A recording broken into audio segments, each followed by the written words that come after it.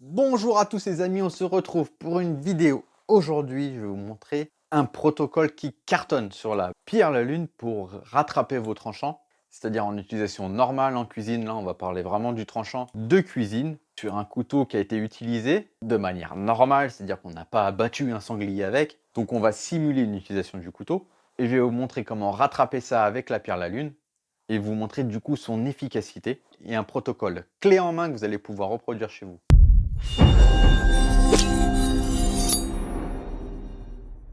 Donc on va se prendre un petit couteau, Santoku. Santoku des stagiaires, pour ceux qui viennent à l'atelier, ils le reconnaissent. Donc on va lui faire un petit test de coupe à ce couteau pour voir où on en est au niveau de son tranchant. Une petite feuille de papier. Hop. C'est efficace. Un petit peu timide, mais efficace. On arrive à avoir l'arrondi. Il n'y a pas photo, ça coupe. Donc là, on est en train de faire la popote. On touche un peu le plan de travail avec le biseau. On peut frotter un peu. Là, on a un petit peu un sanglier. Alors, on frotte. Je ne vais pas faire sur cette pierre-là. Hop. On frotte un peu sur l'assiette, le fond de l'assiette, le fond du plat. On n'est pas très soigneux, mais c'est pas grave. Donc là, on a un peu endommagé notre couteau, mais pas de manière incroyable. Donc là, on doit avoir une coupe qui est beaucoup plus erratique quand même. Hein. On peut l'endommager plus. On peut l'endommager plus que ça. Oh, on dirait Yana Nakamura qui chante. Ça va, je rigole, je rigole. C'est bon, hein. On fait un test sur un papier. Ouais, c'est nettement plus pourri. Hein. Donc là, évidemment, on n'en parle même pas. Bon, et alors là, c'est très simple. Pierre la lune, on arrose et on frotte. On commence 5 répétitions. 1, 2, 3, 4 et 5. On change de côté. 1, 2, 3, 4 et 5. Allez, 1, 2, 3 et 4. Et on réduit. 1, 2, 3 et 4. Et on passe à 3, 2 et 3. 1, 2 et 3. 1 et 2. 1 et 2. Un aller-retour. Un aller-retour. Un aller-retour. Un aller-retour. Ça, on le fait 3-4 fois. Pas vraiment de... Il n'y a pas vraiment de souci là-dessus. Hop. On essuie 2-3 coups de cuir maximum. Hop. C'est vraiment histoire de nettoyer un peu. Et on y retourne le même bout de papier. On a repris du mordant. Largement.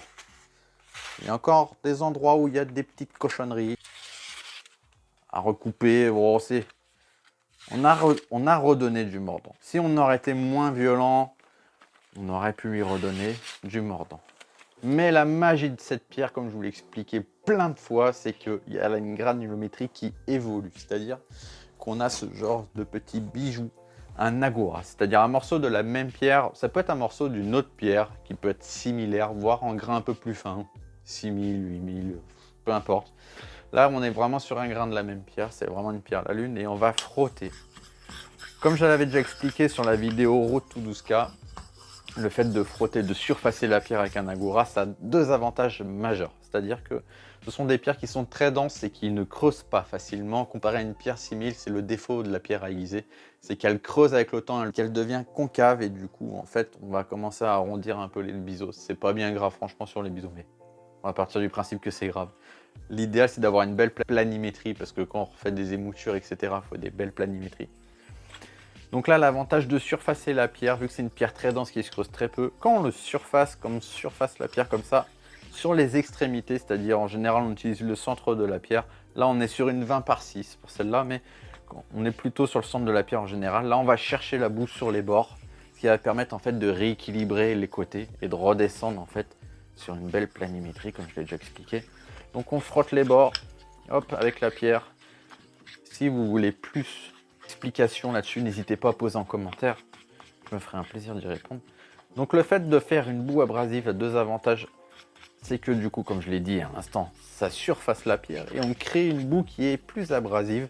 C'est-à-dire qu'on va descendre la granulométrie et rendre la pierre plus abrasive. Pourquoi elle est plus abrasive? Vous imaginez que la pierre, c'est des grenats de différentes tailles. Donc là, on a la pierre, le support qui a différents grenats. Et le fait de faire une boue, ça fait des grenats qui s'imbriquent les uns aux autres. Et la lame, quand on doit passer sur la pierre, elle doit se frayer un chemin dans cette boue un peu épaisse. Et du coup, en fait, on gagne de l'abrasion parce que ça frotte plus sur le biseau. En fait, c'est comme si vous essayez de pénétrer, de marcher à l'intérieur de la boue. C'est très difficile, il y a beaucoup d'efforts à faire. Imaginez une bâche avec juste de l'eau en ventre-glisse, vous allez glisser comme pas possible. Donc là, le fait de créer une boue, ça va donner de l'abrasion. C'est plus dur de pénétrer dedans pour le couteau. Et du coup, on gagne en efficacité. C'est pour ça qu'on dit que la pierre évolue au niveau du grain entre 8000 et 12000. Donc là, en fait, on crée la boue abrasive. Hop. Et on finit par l'écraser au milieu. Ça, vous l'avez déjà vu. Hop. Hop, sur le côté. Et là, on recommence le protocole. On a commencé à 5 passes. Là, ça va être très légèrement différent. On va passer 5 passes. Côté pile, 5 passes. Côté face, on le fait 2 fois de suite. Et ensuite, on va ajouter de l'eau. Pour la suite du protocole, vous allez comprendre, c'est très simple. Donc 1, 2, 3, 4, 5. 1, 2, 3, 4, 5. Pourquoi je vous dis 5? C'est parce qu'en fait, quand on va passer le couteau sur la pierre, la boue va se déplacer, va se décaler sur le haut de pierre et sur le bas de pierre. Si vous frottez, on va dire 20 fois de suite, la boue va rester très longtemps sur le haut et elle ne va pas être efficace, vous n'allez pas vous en servir. Donc toutes les 5 passes, on va dire, c'est un protocole vraiment pour que vous ayez une idée, que vous puissiez l'embarquer chez vous, comme je dis. Donc là, du coup, on s'arrête à 5 et on recommence. Et on va attraper la boue qu'on a sur le haut de pierre. On met le couteau bien en haut et on récupère toute la boue. Et hop, 1, 2, 3, 4, 5. Et là, on récupère la boue qui est en bas. 1, 2, 3, 4, 5. On le fait 2 fois de suite, comme je vous l'ai indiqué. À partir de là, on va avoir la boue qui va commencer à changer de couleur. Suivant les aciers, il va falloir mettre plus de passes que d'autres. Les aciers peuvent être plus durs et du coup mettre plus de temps à prendre son tranchant. Recommencer le cycle jusqu'à temps que la boue s'épaississe et devienne un peu noire. Là, elle est de couleur un peu gris clair, elle peut être violette suivant les gisements qu'on peut avoir. Dès qu'elle commence à devenir un peu gris foncé, noir, c'est qu'on commence à avoir de la limaille qui commence à s'intégrer à la boue. Et donc là, c'est à partir de ce moment-là qu'il faut ajouter de l'eau. Comment on ajoute de l'eau? On frotte le couteau et on pose sur la pierre sans le rincer, ça fait que ça fait un apport d'eau. L'avantage de cet apport d'eau, c'est qu'elle va diluer la boue. Et le fait de l'apporter, la boue va s'éliminer sur les côtés de la pierre. Et en fait, ça va faire une progression dans le grain. C'est-à-dire qu'on va passer d'un grain 8000 très dense, une estimation grain 8000 très dense, très boueuse, à un truc qui va se diluer petit à petit jusqu'à temps qu'on tombe sur l'état de surface final de la pierre, qui est au grain 12000 à l'eau claire. Le fait d'ajouter de l'eau va permettre vraiment cette dilution et cette progression dans le grain, ce qui fait qu'en fait on peut avoir des grains différents en utilisant vraiment la même pierre. Donc là on a fait un petit ajout d'eau, je vais remettre un peu, hop, et là on recommence 1, 2, 3, 4 et 5, 1, 2, 3, 4 et 5, 1, 3, 4 et 5, 1, 2, 3, 4 et 5. On remet de l'eau pour diluer 1, 2, 3, 4 et 5. 1, 2, 3, 4 et 5. 1, 2, 3, 4 et 5. 1, 2, 3, 4 et 5. Là, on est à 3 cycles. Un petit dernier pour la route. 1, 2, 3, 4 et 5. Là, on a quasiment plus de boue. 4 et 5. Allez, on recommence. 3, 4 et 5. 4 et 5. Là, on a fini pour la première étape et du coup, en fait, on va retourner sur le cycle d'avant, c'est-à-dire à l'eau claire, sans créer la boue. Donc là, on frotte comme si c'était une éponge. Par contre, là, c'est vraiment pour éliminer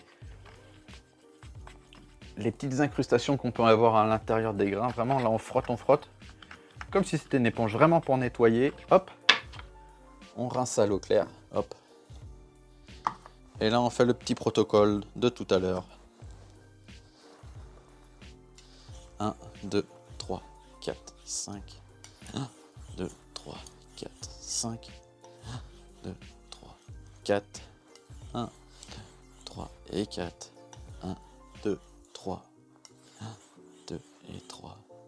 1, 2. 1, 2. Et là, on peut y aller 4-5 fois, toujours pareil. Soit un aller-retour, soit 1, 2, 3, 1, 2, 3. Là, c'est vraiment à votre feeling. Il faut juste pas trop en faire. Ça peut même être juste un, comme ça. Il n'y a pas de souci. C'est plus facile un aller-retour parce que du coup, on a moins de changements d'angle et en fait, on est plus stable. Pour le cerveau, c'est plus agréable. Hop, on va s'arrêter dessus. Hop, un petit coup de cuir, toujours pareil. 2-3 coups, histoire de dire. Et là, on va voir si on a gagné encore en tranchant. Normalement, on devra avoir un beau tranchant sur un nouveau bout de papier. Vous voyez la différence? Là, on peut passer à l'étape de la finition. On se fait une quinzaine de passes aller-retour sur le cuir. Alors là, ce protocole, il est vraiment valable si vous n'avez pas défoncé votre tranchant comme il se doit après avoir dépecé un sanglier. Pareil, ça marche sur les profils de lame assez fins. Sur les couteaux de cuisine, ne faites pas ça sur des couteaux d'or. Ça ne fonctionnera pas, évidemment, il faudra passer par des grains plus fins. Et si vous n'arrivez pas à recouper la feuille, c'est tout simplement que vous avez défoncé votre tranchant. Il faudra redémarrer un protocole de la pierre 1000, comme je vous ai montré 1000 ou 12 000. Là, il faudra refaire votre tranchant, c'est qu'il est bousillé. Mais des fois, on croit qu'on a défoncé notre tranchant, alors c'est juste l'extrémité, vraiment le fil, qui est un peu mal au point, un peu comme avec le fusil, de toute façon. Et c'est peut-être plus judicieux de démarrer en arrière, voir si vous arrivez à le rattraper avec une pierre de finition, comme je vous ai fait la démonstration là, plutôt que de refaire un aiguisage complet à chaque fois.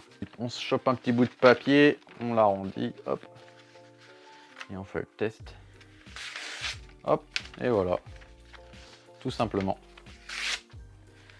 Vous voyez qu'il n'y a pas besoin des fois de descendre trop bas en grain, et juste l'entretien à cette pierre, c'est du coup plus facile parce qu'en général, les pierres au grain 10-12 000 sont moins contraignantes parce qu'il n'y a pas besoin de les tremper, il n'y a pas besoin de les sécher pendant des heures. Vraiment, vous mettez un coup de chiffon et là, c'est terminé. Votre pierre, elle n'a pas été imbibée par l'eau, donc il n'y a vraiment pas de souci là-dessus. C'est pour ça que moi, je conseille l'aiguisage au grain fin, c'est que en plus d'avoir une belle coupe, c'est en général plutôt facile à refaire, puisque vu qu'on a un biseau très fin, en général, le moindre truc qui passe sur le tranchant, on arrive à refaire un tranchant assez facilement. Donc je vous invite à tester ça chez vous. Vous avez vu, le couteau il coupait quasiment plus le papier. Là je parle beaucoup, mais en 5-10 minutes à peine on a torché l'affaire. C'est quelque chose aussi que vous pouvez faire vraiment avec des grains diamantés ou avec des pierres très abrasives, au grain 400, 1000, etc. Mais l'inconvénient d'aiguiser avec ces grains, c'est que c'est très abrasif et que si on fait une bêtise, si on n'a pas vraiment de dextérité et d'expérience, on va plus vite à faire les bêtises. En général, sur ce genre de grain, on ne se trompe pas parce que les pierres sont assez denses pour éviter que la lame rentre dedans. Elle n'est pas trop abrasive, ce qui permet, si on a un petit coup où on lève la lame, on a un peu trop, ça pardonne les erreurs. Que ça, vous le faites sur un grain 400, c'est terminé. Et vous allez peut-être ramer à réussir à le ravoir. Donc là, vraiment, je parle aux gens qui veulent mettre à l'aiguisage, mais sans chercher à vouloir faire des géométries complètes avec des couteaux bousillés. Moi, je vous conseille d'apprendre à aiguiser, de refaire toutes les géométries vous-même. Mais c'est une expérience à prendre et c'est très long. Que du coup, pendant ce laps de temps, vous pouvez très bien aiguiser vos couteaux à la pierre de finition et vous allez voir que ça va vous permettre de vous donner de l'expérience. Et d'aiguiser fin, ça vous permet d'avoir de super tranchants et d'avoir toujours cette envie de tirer vers le haut que de se contenter d'avoir un mauvais tranchant. Donc voilà les amis, j'espère que ce petit protocole vous a plu et que vous allez tester chez vous. N'hésitez pas à me dire en commentaire si vous voulez des compléments d'informations, mais je vous le rappelle, je vous fais une petite synthèse. Si on voit que ça ne mord plus, que ça a du mal à couper le papier, hop, 5 coups sur la pierre, à l'eau, on fait une dégressive, 4, 3, 2, 1, ensuite un petit coup sur le cuir. Hop, si ça a repris du tranchant, c'est impeccable. On s'arrête là. Si on voit que ça accroche un peu comme là sur cette démonstration, on fait le protocole, on passe un coup de dressage sur la pierre, on fait une boue abrasive, on va descendre un peu en granulométrie. On va lui donner de l'abrasion, on fait un petit protocole, 2 cycles de 5 passes. Ensuite, on ajoute de l'eau, encore 2 cycles de 5 passes. On rajoute encore de l'eau, 2 cycles de 5 passes. On nettoie bien la pierre et là, on redémarre le premier protocole que je vous ai dit. 5, 4, 3, 2, 1. Passage au cuir et là, normalement, ça doit couper nickel.